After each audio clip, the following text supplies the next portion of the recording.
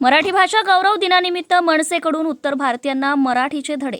ठाण्यातील वागळे इस्टेट भागात मनसेच्या वतीने उत्तर भारतीयांना मराठी बाराखडीचे धडे. मनसेने रस्त्यावर भरवली मराठीची शिकवणी. मराठी भाषा दिनानिमित्त मनसेकडून मराठी बाराखडीच्या पुस्तकांचं वाटप. मराठीच्या मुद्द्यावर नेहमी खळखट्याक करणाऱ्या मनसेकडून आज गांधीगिरी. मनसे शहर अध्यक्ष रवींद्र मोरे आणि प्रभाग अध्यक्ष उमेश यादव यांच्याकडून उत्तर भारतीयांना मराठीची रस्त्यावर शिकवणी. उत्तर भारतीयांनी देखील दिला मनसेच्या मराठी शिकवणीला चांगला प्रतिसाद. भाषा गौरव दिन आहे आणि या मराठी भाषा गौरव दिनानिमित्त जो काही मागील अनेक महिन्यांपासून परप्रांतीय विरुद्ध मराठी असा वाद चालू होता, याला कुठेतरी रोख मिळावा यासाठी आपण परप्रांतीयांना मराठीचे धडे दिलेले आहेत, बाराखडीची पुस्तकं त्यांना दिलेली आहेत आणि मराठी शिकण्याचं आवाहन केलेलं आहे. तर नक्कीच सर्वप्रथम सगळ्यांना मराठी भाषा गौरव दिनाच्या खूप खूप शुभेच्छा. आज सकाळपासून ठाणे शहरात विविध कार्यक्रम आमच्या मनसे शहराच्या वतीने आमचे सर्व पदाधिकारी करतात.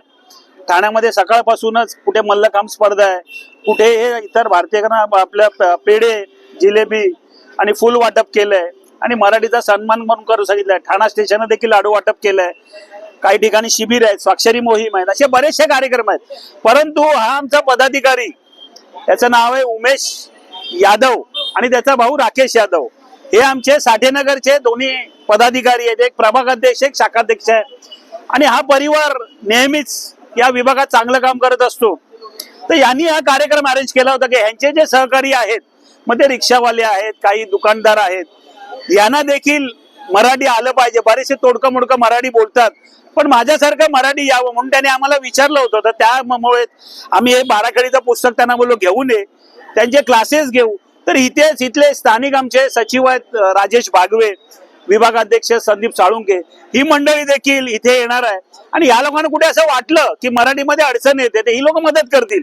परंतु ही मंडळींचंही म्हणणं आहे की आम्हाला मराठी बोलायला काय हरकत नाही, आमचा जन्म इथे झालाय, आम्ही कित्येक वर्ष इथे राहतोय, महाराष्ट्रात राहतोय, मराठीचा मान सन्मान हा केला पाहिजे हे त्यांनाही पटतंय आणि त्यांनी त्याला होकार दिलाय. आणि जी पुस्तकं दिलेत ती बोला नुसती घरी ठेवू नका, तर तुमच्या परिवाराला देखील दाखवा, तुमच्या परिवाराला देखील वाचून जागा. आणि मराठी एवढी काही कठीण नाही, तुमच्या बोलण्यातली भाषा आहे, स्वच्छ भाषा आहे, सुंदर भाषा आहे. तर या भाषेचा तुम्ही सन्मान करावा, तर त्यांनी मान्य केलंय. मी आमच्या उमेश यादवचं कौतुक करतो की अतिशय छान उपक्रम यांनी घेतला. मेरा नाम फहीम अहमद है. ये पुस्तक मिला मराठी सीखने के लिए. 4-5 साल से इधर ही काम करते हैं. अभी थोड़ा जरा सीखेंगे मराठी और थोड़ा इज्जत भी करते मराठी. आपको कितना जरूरी लगता है मराठी सीखना? मराठी सीखना मतलब थोड़ा तो अभी सीखेंगे तो अच्छा लगेगा.